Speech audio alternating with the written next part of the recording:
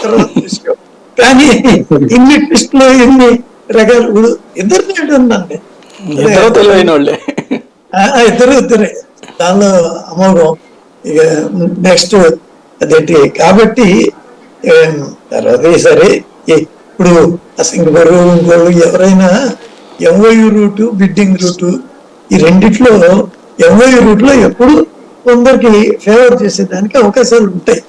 అందుకని bidding route అయితే కొంచెం ట్రాన్స్పరెన్సీ ఉంటుంది.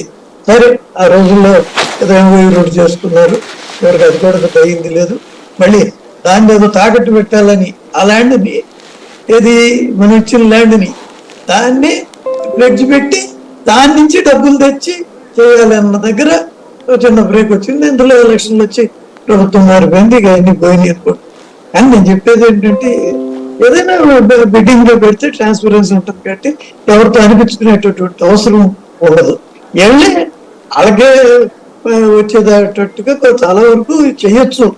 క్వాలిఫికేషన్లన్నీ పెట్టాయి, వాటిల్లోనూ ఎక్స్పర్ట్లే.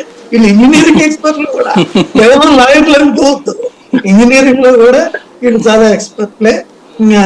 ఏదో ఎలా పెట్టుకుంటే ఎవరికి టెండర్ అవుతుంది అవన్నీ కూడా బాగానే చేస్తాం. కాబట్టి ఏదైనా ఇది మరి అదృష్టమా దురదృష్టమా, మనకింత సమర్థవంతమైన నాయకులు ఉన్నారు, సంతోషపడాలా లేదా ఆ సమర్థత ఈ రకంగా ప్రయోజనం కాకుండా పోయిందని బాధపడాలా, అది రైట్. నరసింహరావు గారు ఏమంటారు? మరి ఇదే విషయం కదండి, అదే ఇప్పుడు లీగల్ పర్సెప్షన్ లో ఇది క్లోజ్ అవుతుంది అంటే ఇందాక ఏదో శర్మ గారు అంటున్నారు ఇంటర్నేషనల్ ఇష్యూస్ కూడా వస్తాయని. సింగపూర్ ఇష్యూస్ ఇక్కడ దాకా వస్తాయా? సరే ఇక మనం న్యాయపరమైనటువంటి విషయాల లోపలికి లోతుగా వెళ్ళలేను కానండి. నేను కూడా అంటే ఇప్పుడు జరిగినటువంటి విషయం అది ఈశ్వరన్ కంపెనీకి సంబంధించిన